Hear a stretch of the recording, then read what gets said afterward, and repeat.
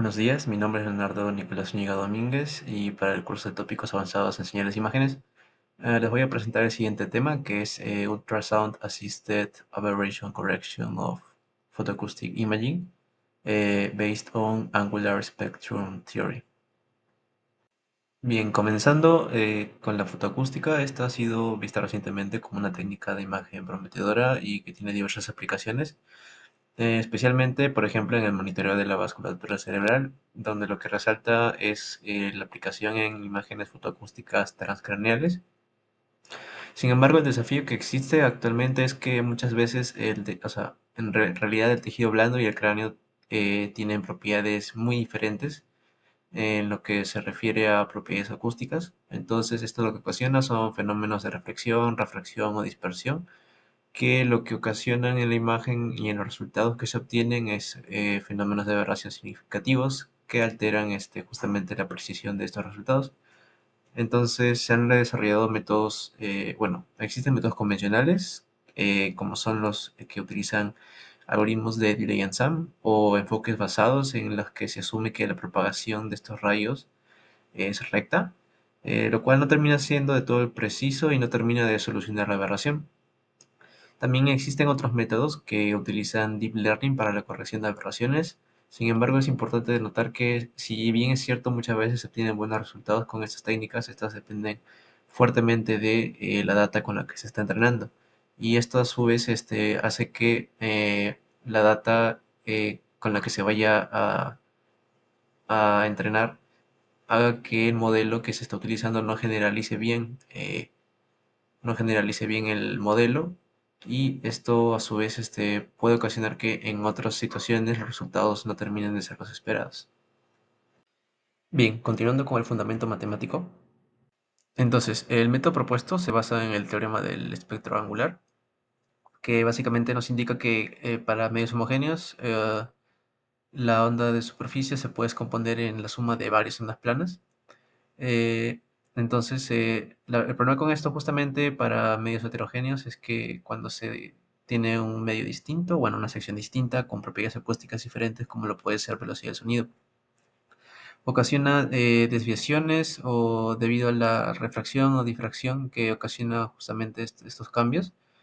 Y esto a su vez genera lo que queremos corregir, en este caso que son las aberraciones de fase, ¿no? Bueno, antes de pasar con las ecuaciones para medios heterogéneos, que son las que se utilizarían en lo que son justamente las aplicaciones de estudios transcraneales, es importante conocer las ecuaciones para medios homogéneos. La primera ecuación que vemos en la parte superior es justamente cómo se describe el campo de onda de presión en una nueva profundidad a partir del campo detectado en la profundidad anterior, lo cual se logra multiplicando el espectro angular actual, que está representado en la ecuación por la transformada espacio-temporal de Fourier en dos dimensiones de el campo de presión P dependiente de X, de Z y de T, por un factor de cambio de fase que depende de K de X, de la diferencia de profundidad, delta de Z, y de la frecuencia angular. Entonces este factor de cambio de fase también considera la velocidad de sonido, pero como la velocidad de sonido en este caso es constante, solamente se considera la variable C como una constante, ¿no? Ahora, en el caso de medios heterogéneos esto va a cambiar.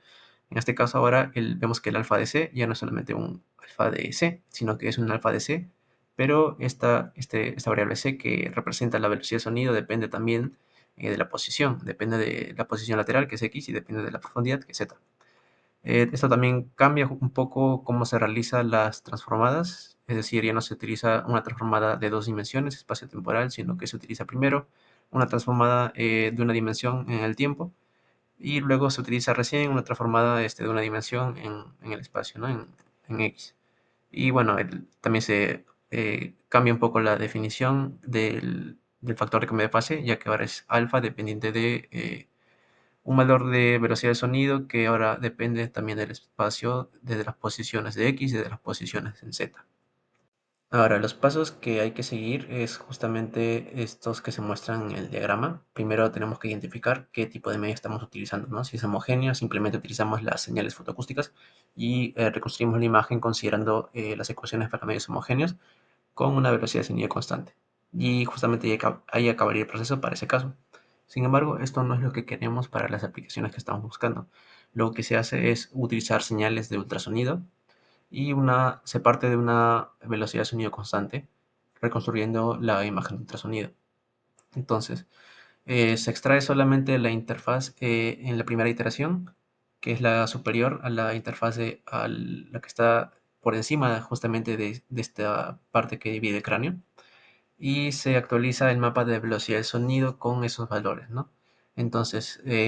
se verifica si es que se han recorrido todas las interfaces y bueno, se continúa el proceso hasta que se actualice todo el mapa de velocidades del sonido. Una vez que se obtiene todo el mapa de velocidades del sonido, es justamente con este mapa ya actualizado que se utiliza junto a las señales fotoacústicas y se reconstruyen utilizando las ecuaciones para medios heterogéneos. Y se obtendría ya la imagen fotoacústica ya con la corrección de aberraciones, ¿no? Bien, ahora continuaremos con la sección de rendimiento y validación, donde presentaremos los resultados de esta técnica. Bueno, para las simulaciones numéricas se utilizó el software de K-Wave y el modelo principal, que es el primero que se ha usado, fue el de un modelo homogéneo con una velocidad constante de 1500 metros por segundo en la velocidad de sonido y con 7 absorbedores, como se puede ver en la imagen superior A, y la imagen fotoacústica reconstruida utilizando el algoritmo Delay and Sum con velocidad constante de 1500 metros por segundo, donde se puede ver que los absorbedores tienen una buena definición y posición. Sin embargo, al utilizar un medio heterogéneo, esta vez con una parte intermedia de una velocidad de sonido de 2800 metros por segundo, vemos que la posición y la definición de estos puntos de absorción empeora considerablemente, tanto en su posición como en su definición, al utilizar, por ejemplo, el mismo algoritmo de Delay-Sum con una velocidad constante de 1500 metros por segundo.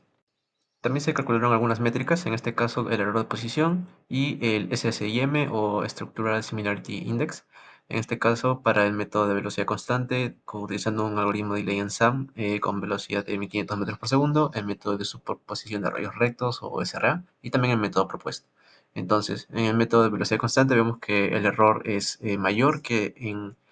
el método de superposición de rayos rectos y en el método propuesto este error es incluso aún más bajo. Y en el otro caso, el Structural Similarity Index es mejor en el método propuesto y peor en el método de velocidad constante con Delay and Sum. Luego también se utilizaron distintos niveles de velocidad constante en la reconstrucción de la imagen fotoacústica utilizando el algoritmo Delay and Sum, partiendo desde los 1500 metros por segundo y luego a partir de los 1600 metros por segundo, como se ven en las imágenes, hasta un valor de 2150 metros por segundo. Se comparó lo que fue el Structural Similarity Index,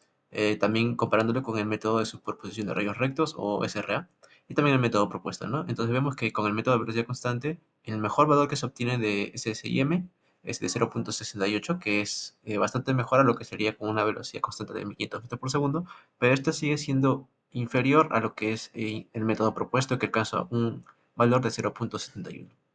Se probaron también dos escenarios. En las figuras A, B y C se quiso probar el efecto de la atenuación del cráneo en la reconstrucción de las imágenes y esto se cuantificó mediante la relación señal-ruido. A medida que aumentaba la atenuación, la relación señal-ruido disminuía e incluso en la figura C la posición de los observadores ni siquiera es la que se esperaría. En las figuras D, E y F se probaron distintos niveles de ruido. En este caso, a medida que aumentaba el ruido, lógicamente la relación señal-ruido también disminuía. Sin embargo, en conclusión de estos resultados, lo que podríamos decir es que la atenuación es lo que tendría más impacto en la precisión del método, ¿no?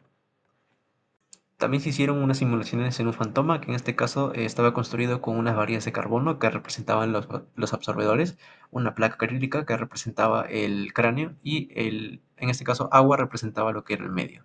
Se utilizaron el método de velocidad constante con el algoritmo de Delay-and-Sum, el método de superposición de rayos rectos y el método propuesto. Se calcularon lo que fueron los errores de posición y el Structural Similarity Index, y vemos que el método propuesto resalta en cuanto a resultados, ya que presenta un Structural Similarity Index mayor y un error de posición de lateral y en profundidad de los absorbedores de casi 0%, o bueno, técnicamente igual a 0%. También se realizaron simulaciones ex vivo utilizando un cráneo de conejo y dos modelos, en este caso donde en el modelo 1 el absorbedor era un alambre de hierro y en el modelo 2 eran un par de cabellos en este caso. En el modelo 1 las imágenes fotoacústicas reconstruidas muestran que utilizando el método propuesto el absorbedor que viene a ser el alambre de hierro está mucho más definido y eso también se comprueba con las métricas de error de posición, donde el método de velocidad constante muestra un error mayor a lo que muestra el método propuesto. Luego en el modelo 2 vemos que en las imágenes fotoacústicas reconstruidas estos cabellos están también mejor definidos utilizando el método propuesto a comparación de lo que se obtenía con el método de velocidad constante. Y eso también se resume en la tabla donde vemos las estructuras Similarity Index, donde siempre utilizando el método propuesto se obtiene un estructura Similarity Index mayor que en ambos modelos que utilizando el método de velocidad constante.